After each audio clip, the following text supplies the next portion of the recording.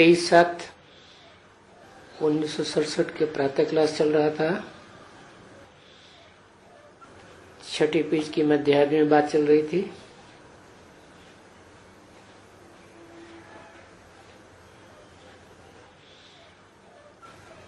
तुम बच्चों को आते हैं स्वर्गवासी बनाने।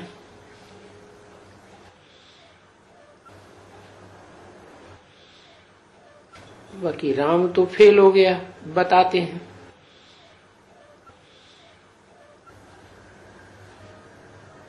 तो स्थापना करता हूं ब्राह्मण कुल की। फिर उनमें से सूर्यवंशी और चंद्रवंशी, 2 कुलों की स्थापना होती है।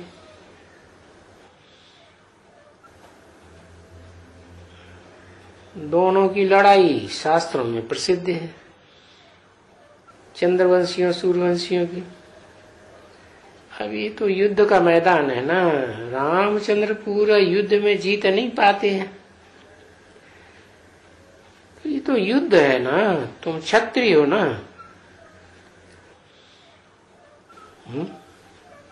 ये किससे कहा तुम क्षत्रिय हो ना?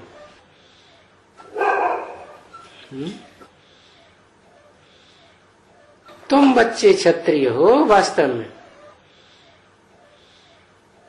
माना? जो सन्मुख बैठ के सुनते हैं वो वास्तव में क्षत्रिय है।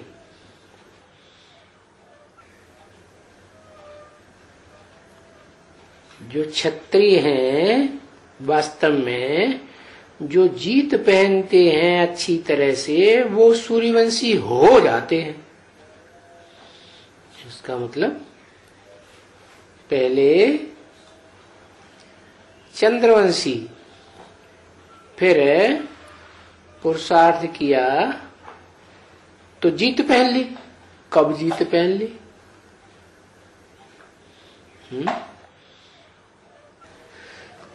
जीत कब पहनी? राम वाली आत्मा ने जीत पहनी क्या?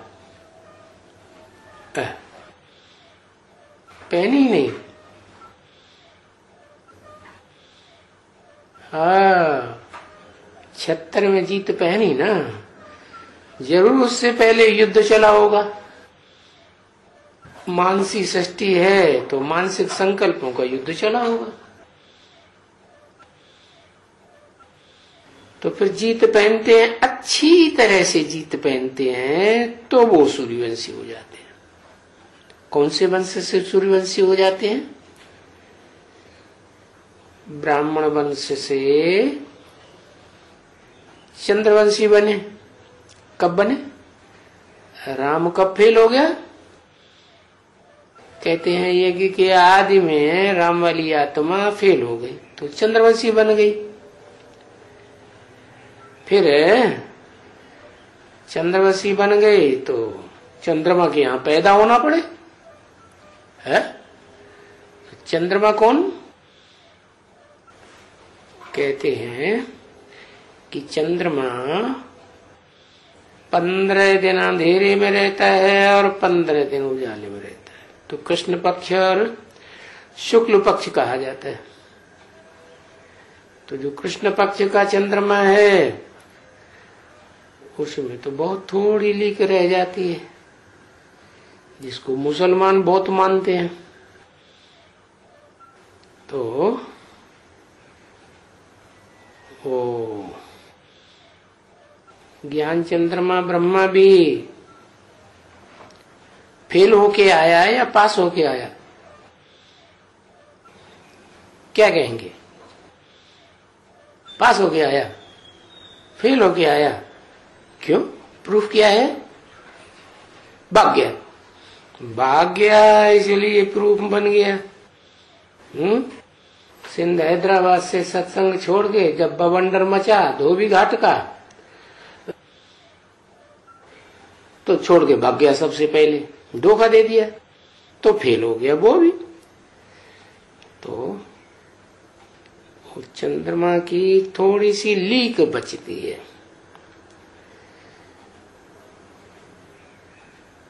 जो कर्म मार्ग से पास होते हैं वो क्षत्रिय तो है ही,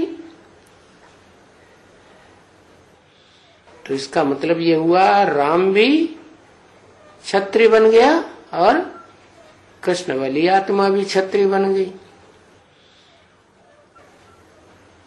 तो फिर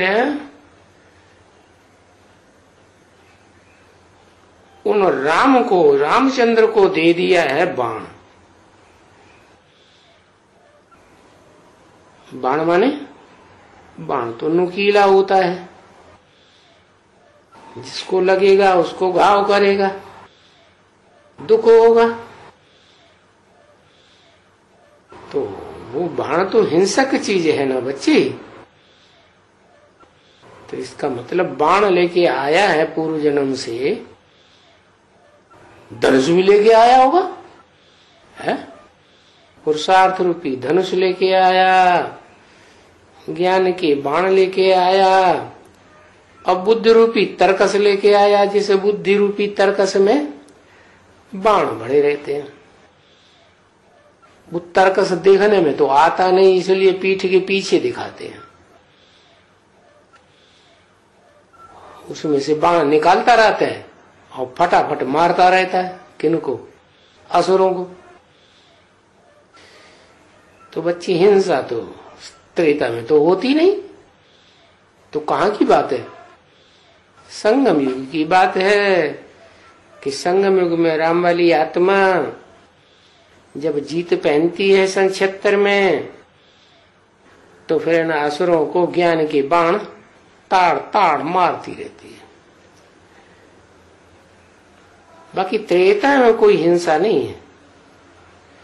तो गाते हैं राम राजा राम प्रजा राम साहूकार है, जिये नगरी बसे दाता धर्म का उपकार है। त्रेता में तो ये गायन है। और राम राज्य के लिए कितना बखान करते हैं। शास्त्रों में भी राम राज्य के लिए ही लिखते हैं कि राम राज्य में शेर और बकरी एक घाट पानी पीते थे। क्या अब ये जानवर शेर बकरी की बात है या ह्यूमन शेर बकरियों की बात है? ह्यूमन की बात है। कोई शेर जैसा ज्ञान की दहाड़ मारने वाला, सारा जंगल थरथराई जाता है। तो ये दुनिया भी एक तरह का क्या है? जंगल है कांटों का। इसमें ये 3 शेर दिखाए जाते हैं time to time, Brahma Vishnu और शंकर। इनको कहा जाता है ब्रह्मा देव विष्णु देव और शंकर महादेव। माने ब्रह्मा और विष्णु से भी बड़ा हो गया महादेव। तो कैसा शेर होगा? शेर तो 2 तरह के होते हैं। एक तो होता है बबर शेर, देखने में छोटा होता है लेकिन उसका सर बहुत बड़ा होता है। और दूसरा होता है टाइगर। तो शक्ति किस में ज्यादा होती है? कहते हैं कि जो बड़ा मुंह वाला होता है ना, लाइन जिसे कहते हैं अंग्रेजी में, सिंह हिंदी में, वो बड़े मोहड़े वाला होता है।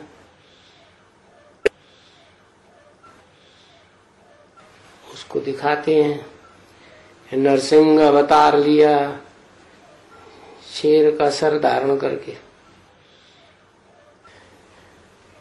लेकिन बुद्धि नहीं होती है। बुद्धि के हिसाब से टाइगर बहुत तीखा होता है। तो क्या कहें, है जो स्थूल शक्ति है शरीर की वो देखी जाएगी या बुद्धि की ताकत देखी जाएगी? बुद्धि की ताकत देखी जाएगी। तो कहावत है अकल बड़ी या भैंस? अरे भाई, अकल तो दिखाई भी नहीं पड़ती, इतनी छोटी होती है। तो वास्तव में तो वो जो टाइगर है जब शांत होता है तो छोटा होता है, और जब गर्मी में आता है, क्रोध में आता है, बड़ा मोटा ताजा लंबा चौड़ा हो जाता है, जैसे उसका शरीर बढ़ गया हो। तो भी कोई त्रेता की बात थोड़ी है, ये तो संगम युग की बात है। त्रेता में कोई थोड़ी हिंसा होती है, संगम युग की बात है। तो देखो, सिर्फ वो जो दे दिया है ना, क्या क्या दे दिया जो हिंसा का कारण बन गया है? बाण, बाण दे दिया ना, तो वो बाण हिंसा का कारण बन गया। हाँ, उनके समय में होता था, ये होता था, आखानी बनाई दी है रामायण में। क्या के त्रेता में युद्ध होता था, बाणबाजी होती थी, और बाण मार मार के घायल करके मार देते थे। अब ऐसा कोई होता है थोड़े ही, राम राज्य का इतना बखान करते हैं, दूसरी तरफ हिंसा दिखाते हैं। अरे राम भगवान हिंसा कैसे करेगा? तो बाप बैठ करके ये बातें समझाते हैं कि ये कोई शरीर की हिंसा की बात नहीं है, ये तो अंदर अंदर जो विकल्प भरे हुए हैं मनुष्य आत्माओं को, जिन्हें हम राक्षसी आत्माएं कहें, उनके विकल्पों को नष्ट करने के लिए ये ज्ञान के बाण हैं।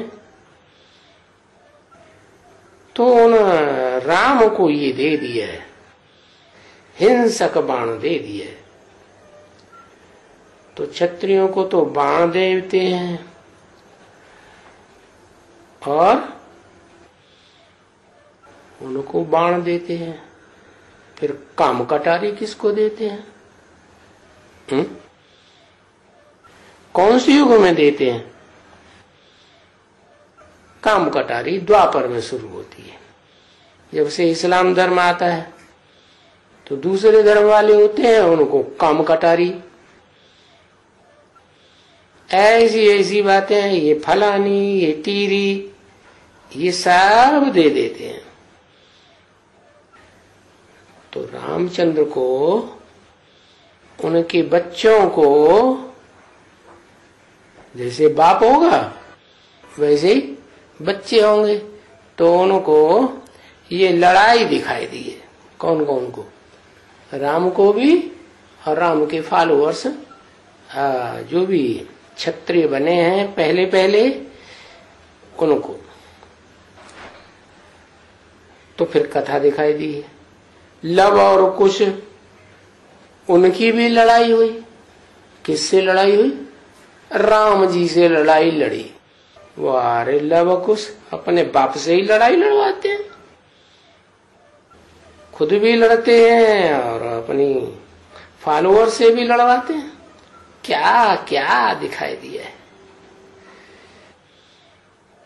फिर दिखाते हैं कि वो लव और कुश किसके आश्रम में पले? जिसके आश्रम में पले, उस ऋषि के कुल के पैदा, उसके कुल में जाके पैदा हुए। अरे भाई, वाल्मीकि के कुल में जाके पैदा हुए। अरे ये लड़ाई की है ना लव और कुश ने। और क्या क्या किया? ऋषि के कुल से पैदा हुए, फिर भी ऋषि के पास अकेला ऋषि, तो क्या क्या दिखाते हैं कि दब से पैदा हुआ, कुशा घास से पैदा हुआ। क्या कुशा घास कैसी होती है? जिसको डब बताया नाम, नुकीली होती है, कांटा होता है, बहुत तीखा कांटा होता है। तो उससे कहते हैं कि कुशाघात से पैदा हुआ। तो बातें ऐसी ऐसी करते हैं शास्त्रों में। अरे कोई सेंसिबल मनुष्य हो तो उन शास्त्रकारों को बोले, अरे ये क्या सभी लिख दिया है, क्या कहते हो? देखो शिव के लिए भी कहते हैं कि तुम्हारा शिव, कहते हैं तुम्हारा शिव तुम बताते हो कि भगवान है। अरे भगवान है, वो भगवान कैसे हो सकता है? जो भगवान कच्छ मच्छ अवतार लेता है। कच्छ अवतार लेता है, बारह अवतार लेता है। 12 तो सूअर को कहा जाता है। फलाना करते हैं, ऐसे करते हैं। फिर ये जो कहते हैं सर्वव्यापी है, तो सर्वव्यापी है तो जानवरों में भी अल्प अवतार ले सकता है। अब जो भी कुछ वो लोग कहते हैं उनको थोड़ा ही मालूम है कि सर्वव्यापी है कि एक व्यापी है। सभी भारत ने ही ये सभी बात की है। क्या कहा? ये शास्त्रों में ये सब गड़बड़ घोटाला किसने किया?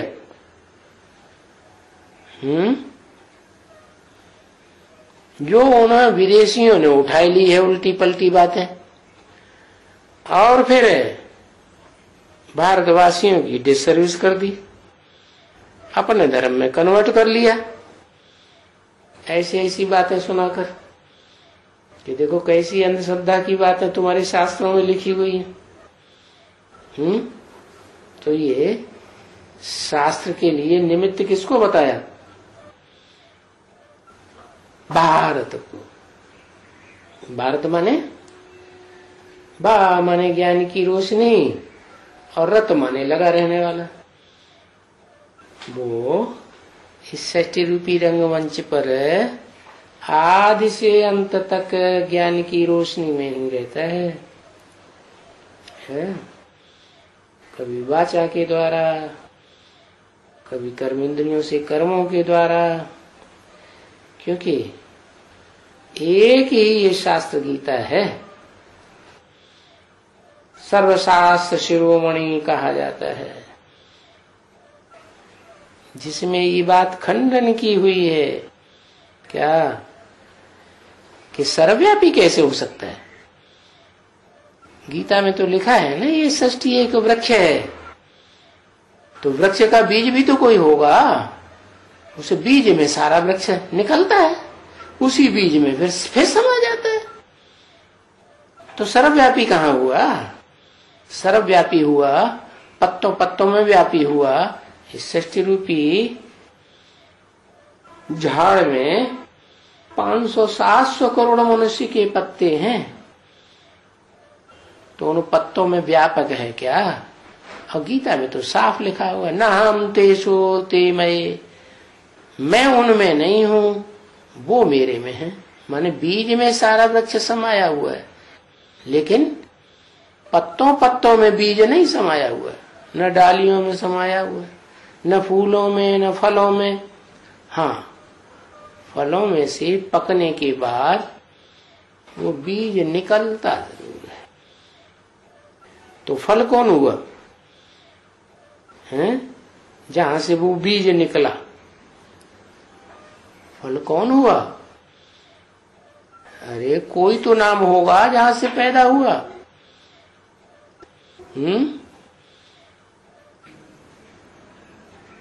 राम बाप से पैदा हुआ। राम बाप ही तो सारी दुनिया का बीज है। भारत उसका नाम है, क्योंकि ज्ञान जल में ही रहता है, वैकुंठ से लेकर अंत तक। वैकुंठ में भी ज्ञान जल में प्रकृति माता है। प्रकृति माता माने जड़त्व में ही माता है। प्रकृति भी चैतन्य भी होती है क्या? प्रकृति भी दो प्रकार की है। प्रकृष्ट कृति, बहुत मेहनत करके बनाई गई हो तो दो प्रकार की प्रकृति है, एक श्रेष्ठ प्रकृति और एक निष्कृष्ट प्रकृति। तो श्रेष्ठ प्रकृति है आत्मा,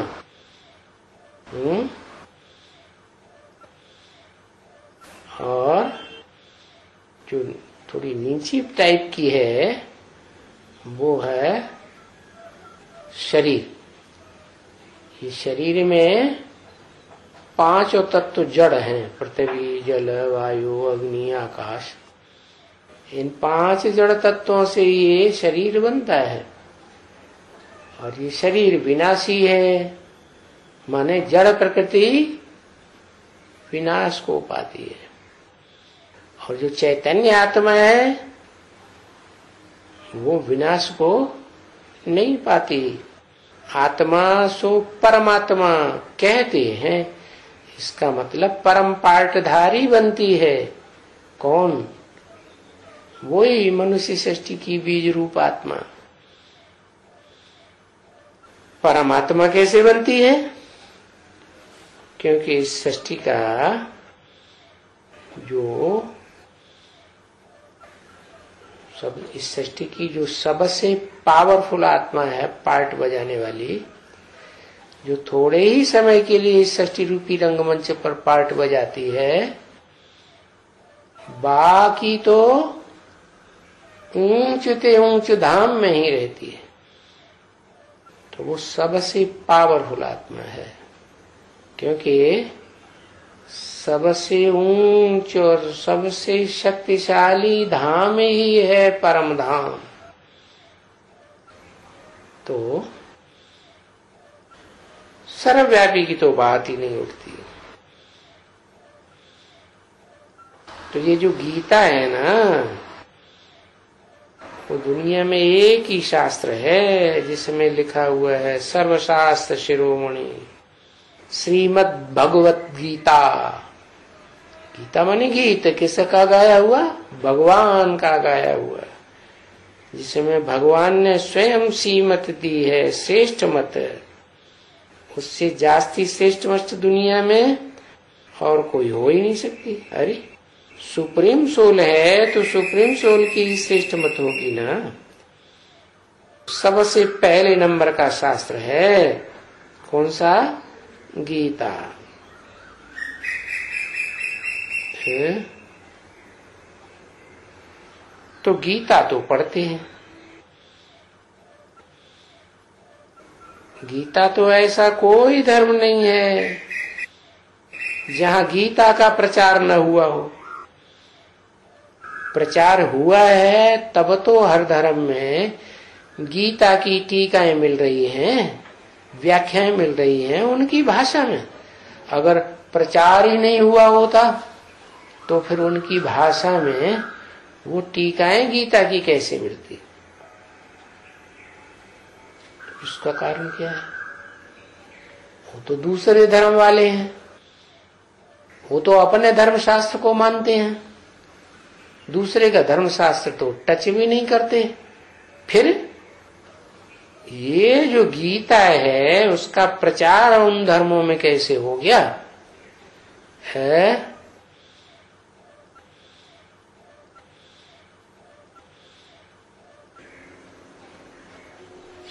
अरे उसका कारण क्या हुआ? सर्वशास्त्र शिरोमणि तो है। कारण ये हुआ कि भारत की ही भारतवासी आत्माएं, जो मातृ देश की आत्माएं हैं, वो आत्माएं ही जो नीची कुरियों की होती हैं, वो जाकर के उन धर्मों में कन्वर्ट हो जाती है।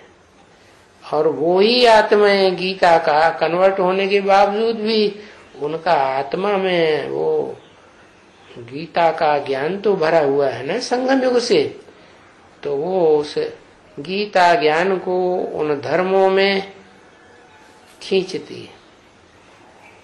और बताती हैं कि ये कितना श्रेष्ठ ग्रंथ है। उनका झगड़ा भी चलता होगा कि ये जो दूसरे धर्म आए हैं बाद में, इस्लाम धर्म, बौद्ध धर्म, क्रिश्चियन धर्म, इनके शास्त्रों में इतनी ज्ञान की गहराई तो है ही नहीं। ज्ञान की गहराई अगर देखी जाए तो सत्य सनातन सबसे पुराने धर्म में है, जो भारत का धर्म है, क्योंकि भारत से पहले तो और कोई देश था ही नहीं। भारत ही अखंड धर्म खंड है, जिस धर्म खंड का कभी खंडन नहीं होता। ये भारत सदा था, सदा रहेगा, और भारत का धर्म भी सदा रहेगा। तो और धर्म है ऐसे कोई भी नहीं जहां गीता का प्रचार न हुआ हो। हाँ, वो अपने धर्म में गीता छपाते हैं, बनाते हैं, परंतु अपनी लैंग्वेज में ट्रांसफर कर देते हैं। तो ये ड्रामा के प्लान अनुसार ये सभी बात हो गई। क्या ड्रामा के प्लान अनुसार? अरे ह्यूज ड्रामा में जब ऐसा होता है कि सभी धर्म वाले, विदेशी हो चाहे स्वदेशी हो, वो क्या करते हैं? वो अपने अपने धर्म में होते हुए भी अपनी लैंग्वेज में गीता का अनुवाद कराते हैं, टीकाओं का भी अनुवाद कराते हैं। तो ड्रामा के प्लान अनुसार हो रहा है। अब जब ड्रामा के प्लान अनुसार ड्रामा की बात आ जाती है तो ड्रामा की रिहर्सल भी जरूर हुई होगी, रिहर्सल का टाइम भी जरूर हुआ होगा। तो ये जो टाइम है वो है कलयुग का अंत और सतयुग के आदि में ही वो डायरेक्टर जो पर्दे के पीछे रहता है ड्रामाबाजी में, वो सारी तैयारी कराता है। तो ये बाप बैठ समझाते हैं कि ये ड्रामा के प्लान अनुसार है, ड्रामा का प्लान ही ऐसा है। कोई किसी के ऊपर उंगली नहीं उठा सकता कि इनका पार्ट ऐसा क्यों है, उनका पार्ट वैसा क्यों है। वो रिहर्सल के टाइम में जिसने जैसा जो पार्ट बजाया, अपनी स्वेच्छा से बजाया ना, वैसा उसका ह्यूज ड्रामा में निश्चित हो गया। तो ये रिहर्सल के टाइम पर ही गीता का ज्ञान भगवान आकर के सुनाते हैं। अब वो लेने वाले नंबरवार होते हैं तो नंबरवार ब्राह्मण बन जाते हैं। जो नंबरवार ब्राह्मण बनते हैं वो ही सतयुग में नंबरवार नारायण और उनकी प्रजा बन जाती है। वो ही फिर त्रेता में राम बन जाते हैं। 9 नारायण ही त्रेता में जाके 9 राम बन जाते हैं। और वो ही फिर जब दूसरे धर्म आते हैं द्वापर युग से, द्वैतवादी युग से, जब से द्वैत माने 2-2 भाषाएं, 2-2 कुल, 2-2 धर्म, 2-2 राज्यों की शुरुआत करते हैं, तो उनके धर्मों में कन्वर्ट हो जाते हैं। कौन है? अव्वल नंबर के ब्राह्मण या बाद वाले 9 कुरियां है ना ब्राह्मणों की गाई जाती है, तो उनमें बाद की 8 कुरियों के ब्राह्मण दूसरे चंद्रवंश से लेकर के सभी वंश में कन्वर्ट होने वाले, वो कन्वर्सन की दुनिया बनाए देते। ड्रामा के प्लान अनुसार बनता है। रिहर्सल यहाँ की होगी तो वहां बनेगा, यहाँ रिहर्सल नहीं की होगी, उनको सपोर्ट नहीं किया होगा दूसरे धर्मों को, तो वहां ह्यूज ड्रामा में कैसे होगा। तो बाप जो बैठकर समझाते हैं कि ये गीता का प्रचार दूसरे धर्मों में कैसे हो गया, तो वो भी समझाते हैं और अपना भी परिचय देते हैं कि मैं रचयिता हूं। क्या इस ड्रामाबाजी का। जैसे फिल्म बनती है ना, तो फिल्म का रचनाकार कोई और होता है? फिर हीरो पार्टधारी भी होता है, जो ज्यादा होशियार होगा उसको हीरो पार्टधारी, फिर उसका डायरेक्टर भी होता है। तो ऐसे ही ये ड्रामा है, उस ड्रामा में जो ड्रामा का बड़े से बड़ा रचयिता है, बड़े से बड़ा ड्रामा बनाता है, ड्रामाबाजी बहुत करता है? उसका नाम क्या बताया? उसका नाम बताया क्या? व्यास। क्या? वे माने विशेष रूप से, आस माने बैठ गया। काहे के लिए बैठ गया? अरे बैठ गई, ड्रामाबाजी लिखी जाएगी ना, तो ड्रामाबाजी लिखने के लिए, शास्त्र लिखने के लिए बैठ गया द्वापर युग से। शूटिंग कहाँ की? शूटिंग संगम युग में की। तो अपना भी परिचय देते हैं कि मैं क्या करता हूं, और अपनी रचना का भी परिचय देते हैं। उनकी रचना क्या है? रचयिता है बीज, बाप, तो उसकी रचना क्या क्या है? उसकी अव्वल नंबर रचना है सूर्यवंशी, द्वयम नंबर रचना है चंद्रवंशी, फिर द्वापर युग से इस्लामी, बौद्धिक, क्रिश्चियन सभी धर्मों का रचयिता है, और सभी धर्मों में जाकर के राजा ही स्थापन करता है। क्या? रचयिता बाप वर्षा नहीं देगा राजाई का, तो कौन देगा? कौन देगा? निराकार देगा? नहीं, निराकार तक तो वो जल्दी पहुंचते ही नहीं, पूरा पहचानते ही नहीं।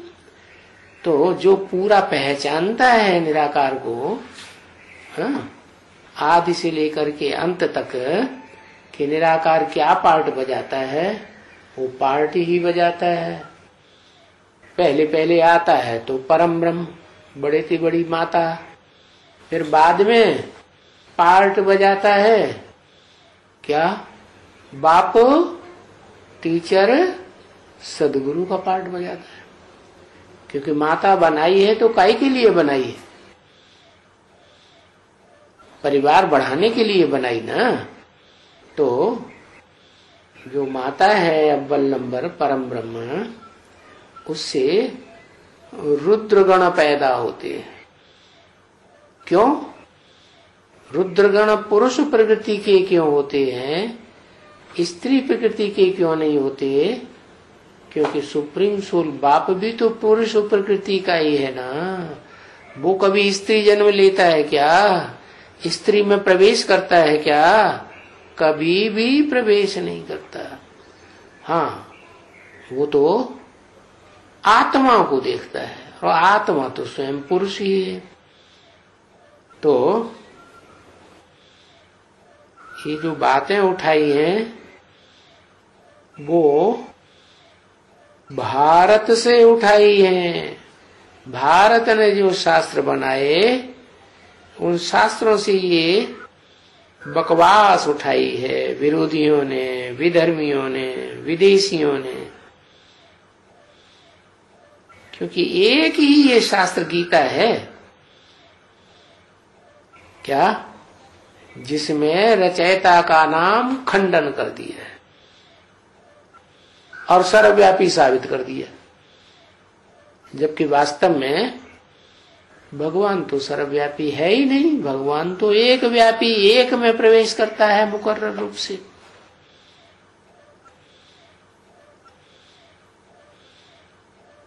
बाकी वास्तव में गीता से साबित हो जाता है पक्का पक्का कि भगवान सर्वव्यापी नहीं है, वो तो बीज है। और बीज साकार होगा तो सृष्टि भी साकार होगी। तो ये गीता ही सबसे पहले नंबर का शास्त्र है संसार में। और गीता का रचयिता अपना भी परिचय देते हैं, रचना के आदि मध्य अंत का भी परिचय देते हैं। तो कोई बाप की एक ही रचना होती है, नंबरवार बहुत होती है, बहुत होती है ना, तो नंबरवार होती है सब, अव्वल नंबर थोड़े ही हो सकते हैं। तो जो नंबरवार रचनाएं हैं वो ये दुनिया में जो 9 धर्म फैले हुए हैं, जिनमें धारणा कुछ न कुछ अंश मात्र दिखाई तो पड़ती जरूर है, किसी में टोटल धारणा, किसी में कम धारणा। धारणा को ही धर्म कहा जाता है। तो भारत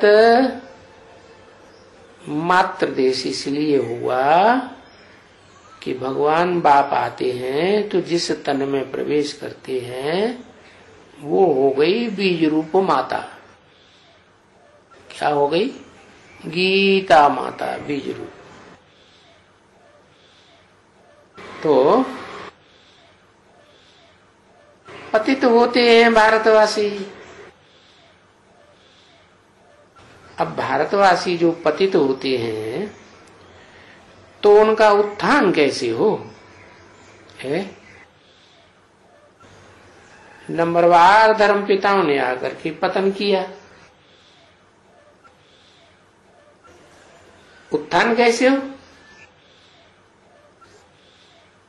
सो भी तुम अच्छी तरह से जान चुके हो कि जैसा बाप ज्ञान का सागर बनेगा तो बच्चे भी ज्ञान के सागर बनेंगे। बाप धीरे धीरे बनेगा तो बच्चे भी बनेंगे। और ज्ञान से ही सद्गति होती है। तो बाप जब संपूर्ण ज्ञान का सागर बनता है तो सद्गति होती है। जिसको तुम लोग कहते हो जानी जाननहार। क्या? ज्ञान का सागर माने जानी जाननहार, ऐसा सागर जिसमें सब धर्मखंड समाये हुए हैं। जब जलमयी होती है ना सागर में, तो सारे धर्मखंड सागर में ही बोड़म बोड़ हो जाते हैं, समा जाते हैं। तो उसके जैसे बुद्धि रूपी पेट में सबका ज्ञान भरा हुआ है, सब बच्चों का सारा आदि मध्य अंत का ज्ञान बाप में ही होगा ना। अभी तुम बच्चों ने समझा ना कि जानी जाननहार किसको कहा जाता है? क्या किसको कहा जाता है?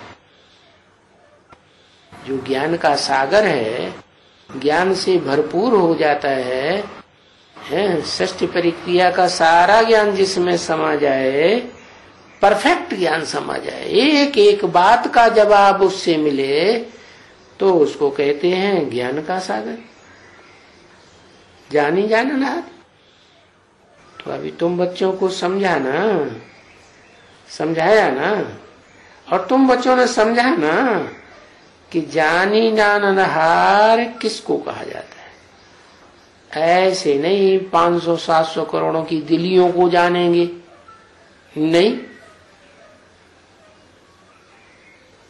ये सभी जानते हैं सृष्टि के चक्कर को। ये सारा सृष्टि का चक्र कैसे फिरता है। हर मनुष्य आत्माओं को इस चक्र में आकर के 4 अवस्थाओं से पसार होना। मनुष्य आत्मा है तो क्या, जो जड़ जीव जंतु हैं उनको भी 4 अवस्थाओं से पसार होना पड़ता है। जड़त्व चीजें है ना, पृथ्वी, जल, वायु, अग्नि, आकाश, ये भी कलयुग में आकर कैसे बन जाते हैं? तामसी बन जाते हैं, तमो प्रधान। सतयुग के आदि में सतो प्रधान थे। तो सृष्टि के चक्र को तो कैसे फिरता है ये तुम बच्चे जान गए, और बाप तुमको आकर समझाते हैं। वो तो खुदा खुद ही आवे तो आए करके समझावे। खुदा नाम क्यों पड़ा? क्योंकि वो बुलाने से नहीं आता। हिंदू लोग कितने कीर्तन कर रहे हैं, कितनी झांझ बजाते, मृदंग बजाते, ढोल मजीरा बजाते, गीत गाते रहते हैं। क्या वो आया 2500 वर्ष की हिस्ट्री में? नहीं आया। मुसलमान कितना अजान लगाते रहते हैं, दिन दिन में 5-5 बार। है आता है क्या? नहीं आता। तो मुसलमानों ने नाम रख दिया कि वो हम इतनी जोर जोर से बुलाते हैं, वो आता ही नहीं। आजकल तो लाउड स्पीकर के ऊपर जोर जोर से चिल्लाते हैं, चारों तरफ आवाज पहुंच जाती है, लेकिन वो नहीं आता। वो जैसे कान उसके है ही नहीं। अरे उसको कान तो क्या, आंख नाक कान कुछ भी नहीं है। कोई भी ज्ञान इंद्रियां, कोई भी कर्म इंद्रियां उसको नहीं होती। वो तो सिर्फ आत्मा है। आत्मा अलग चीज और इंद्रियों वाला शरीर अलग चीज। तो वो सुनेगा कैसे? उसको तो अपने टाइम पर ही आना है। तो खुद आकर के समझाते हैं मीठे बच्चों को। तो ये तो तुमको समझना चाहिए क्या कि बेहद के बाप का जो प्यार है बच्चों के ऊपर, वो कोई भी हद के बाप का नहीं है। जो बाप बेहद का बाप है, 500-700 करोड़ का बाप है, तो उसका प्यार भी बेहद का है। हद का बाप का हद का प्यार होता है। और नंबरवार होते हैं बाप भी, एक जैसे तो नहीं हो सकते। तो अव्वल नंबर अल्लाह अव्वल दीन तो होगा ना। अव्वल नंबर दीन की धर्म की स्थापना करने वाला, तो अव्वल नंबर का बलवा लव वाला होगा, प्यार का सागर ही होगा ना। क्यों होगा? बाप तुम बच्चों को 21 जन्म के लिए बिल्कुल लवली बनाए देते हैं, एकदम सुखदाई बनाए देते हैं। है वो बाप जो होते हैं, वो तो 2-4 जन्म की कमाई कमा के रख जाएंगे। हमारे बाल बच्चे पत्रे पुत्रे पोत्रे तरपोत्रे परपोत्रे, वो सब मजे से रहे, जिंदगी में कुछ भी न करना पड़े, कुछ भी मेहनत न करना पड़े, आराम से खाते रहे। और ये बाप कितने पीढ़ी के लिए देते हैं? ये तो 21 पीढ़ी के लिए दे जाते हैं। पक्का है अगर तुम अच्छा पुरुषार्थ करेंगे। क्या? कैसा अच्छा पुरुषार्थ? ऐसा अच्छा पुरुषार्थ करेंगे, इतना ज्ञान गहराई में तुम्हारी बुद्धि में बैठ जाए कि तुम कभी दूसरों से प्रभावित न हो। क्या? तो जरूर तुम सूर्य के बच्चे, ज्ञान सूर्य के बच्चे, सूर्यवंशी बच्चे बनेंगे पक्के पक्के, और कभी भी दूसरे धर्म में कन्वर्ट नहीं होंगे। तो ऐसे बच्चों को 21 जन्म का सुख का वर्षा मिलता है, और बाकी को कुछ न कुछ कम मिलता है। जैसे चंद्रवंशी है, चंद्रवंशियों का बाप जो ज्ञान चंद्रमा ब्रह्मा है, उसको कितना साल कम हो जाता है इस 5000 वर्ष के षष्ठी रूपी रंगमंच पर? 50 साल कम हो जाते हैं। बताओ, ज्यादा से ज्यादा एवरेज कहो तो सतयुग त्रेता में 100 साल कहो है, और 100 साल में 50 साल तो निकल गए संगम युग के। आधा टाइम तो ऐसे ही चला गया। कैसे है? व्यर्थ गया ना, तो प्राप्ति नहीं हो पाती। तो चंद्रवंशी जो है लेते किससे हैं? लेने में ही हीला हवाला करते हैं। जो ज्ञान सूर्य का पार्ट बजाने वाला है, जिसे गीता में वैवस्वत नाम दिया है, सूर्य का नाम, और कहा भी है कि मैं जब आता हूं तो सूर्य को ज्ञान देता हूं। तो वो सूर्य साकार शरीरधारी होता है या वो भी निराकार होता है? साकार शरीरधारी होता है ना, प्रैक्टिकल में कार्य करने वाला है ना। तो उस ज्ञान सूर्य के ये सारी मनुष्य सृष्टि बच्चा बनती है, उसी से ज्ञान की रोशनी सारी दुनिया धारण करती है। चाहे भी किसी भी धर्म का हो, किसी भी कुल का हो, किसी धर्म खंड का हो, अगर ज्ञान धारण करना है तो एक ही ज्ञान सूर्य साकार से ज्ञान मिल लिया।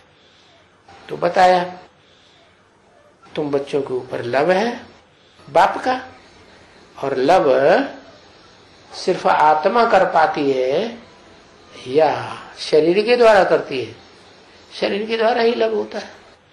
तो जो आत्मा और शरीर दोनों मिलकर के एक स्वरूप बनता है, श्रेष्ठ ते श्रेष्ठ, उसे कहा जाता है शिव बाबा। क्या उसमें वो आत्मा भी है जो सदैव शिव माना कल्याणकारी है, सदा शिव कहा जाता है, कभी भी अकल्याणकारी पाठ नहीं बजाती। क्या कभी भी का मतलब ये है सतयुग त्रेता द्वापर कलयुग में तो आती ही नहीं, कलयुग के अंत में ही आती है। तो कलयुग के अंत में भी आकर के जो शूटिंग पीरियड में चारों युगों की शूटिंग कराती है, उस शूटिंग पीरियड में भी वो लवली पार्ट ही बजाती है, कभी भी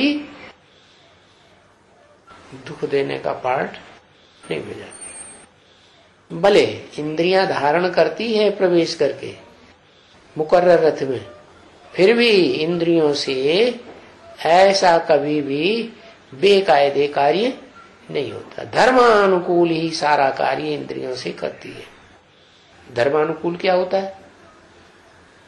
है? जैसे हाथ हैं, हाथों से किसी को झापट्ट मार दिया तो धर्मानुकूल कार्य हुआ या हिंसा हुई? हिंसा हो गई। ऐसे ही और भी कर्म इंद्रियों में सबसे प्रबल इंद्रिय कौन सी है? काम इंद्रिय। तो काम इंद्रिय से द्वापर कलयुग में तो चाहे देवताएं या देव आत्माएं हो, चाहे राक्षसी आत्माएं हो, चाहे ऋषि मुनियों की मानवीय आत्माएं, सारे ही पाप कर्म करने लग पड़ते हैं। लेकिन वही एक सुप्रीम सोल ऐसा है जो इस सृष्टि पर आकर पार्ट बजाते हुए भी क्या वो ऐसा पार्ट कभी नहीं बजाता, कोई भी कर्मेंद्रिय से ज्ञानेन्द्रिय से नहीं बजाता जो किसी को उसके द्वारा दुख महसूस हो। लोग समझते हैं ये पार्ट तो ब्रह्मा ने बजाया। अरे ब्रह्मा कैसे पार्ट बजाएगा? ब्रह्मा ने अगर पार्ट बजाया होता तो उसकी आत्मा पहले भी द्वापर युग में पार्ट बजा लिया होता ना। ऐसा संगठन दुनिया में तैयार किया होता ना कि सारी दुनिया ब्राह्मण बन जाए। कभी बनी क्या? नहीं, और ही फांटे होते चले गए, धर्मों की संख्या बढ़ती चली गई, संप्रदायों की संख्या बढ़ती चली गई, और दुख दर्द दुनिया में एकत्व तो आया ही नहीं। तो ये ब्रह्मा का कार्य नहीं है। वास्तव में जो देह अभिमानी होते हैं वो ब्रह्मा की देह को समझ लेते हैं कि ये इसका पार्ट है। वास्तव में ब्रह्मा के अंदर भी किसका पार्ट हुआ? कोई निराकार शिव ज्योति बिंदु सुप्रीम सोल पार्ट बजाता है। तो सुप्रीम सोल जो पार्ट बजाता है वो है सुप्रमेसी का पार्ट। लेकिन आत्मा का गायन होता है, आत्मा का नाम पड़ता है या देह का नाम पड़ता है? संसार में नाम किसका प्रत्यक्ष होता है? देह का नाम प्रत्यक्ष होता है। इसलिए जिस तन में प्रवेश करता है वो भगवान के रूप में संसार में शिव शंकर भोलेनाथ कह के माना जाता है। और ये परंपरा आज भी भारत में चल रही है कि बाप का नाम बच्चे के नाम के पहले लगाया जाता है। तो शिव है बाप, शंकर है सृष्टि रूपी रंगमंच पर चारों युगों में पार्ट बजाने वाली आत्मा, परंतु वो ऐसा गुप्त पार्ट बजाती है जो कोई उसे पहचान नहीं पाता। ऐसा पार्ट क्यों बजाती है? कारण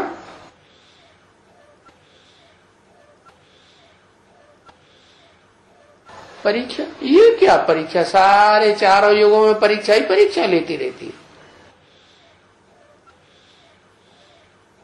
परीक्षा माया लेती है या भगवान लेता है? भगवान का प्रैक्टिकल साकार पार्टधारी वो परीक्षा लेता है कि माया रावण परीक्षा लेता है? अरे कुछ तो कारण होगा।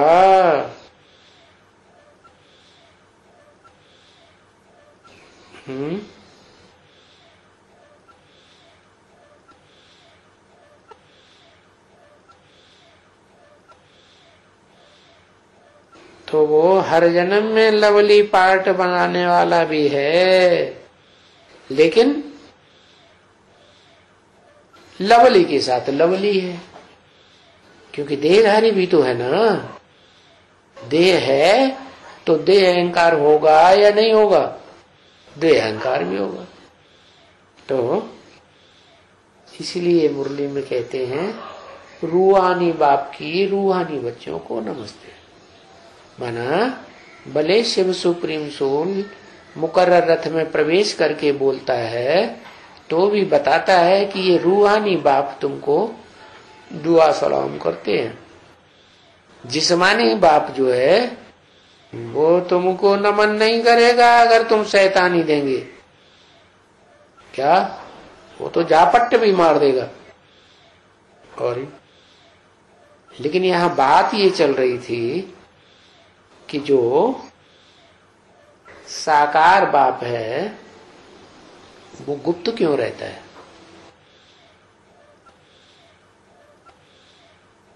उसका कारण है नहीं बता पाओगे, छोड़ दो। नहीं, फॉलो फादर। बाप ने क्या किया? उसके ने गुप्त रह के पार्ट बजाया, संगम युग में आया तो गुप्त रह के पार्ट बजाया, पर्दे के पीछे रह के पार्ट बजाया, या अपने को प्रत्यक्ष किया संसार के सामने। तो ऐसे ही है वो आत्मा भी सृष्टि रूपी रंगमंच पर प्रत्यक्ष पार्ट नहीं बजाती, क्या परोक्ष रूप में पार्ट चलता रहता है। जैसा पार्ट दुनिया में कोई भी नहीं बजा सकता। ओम शांति।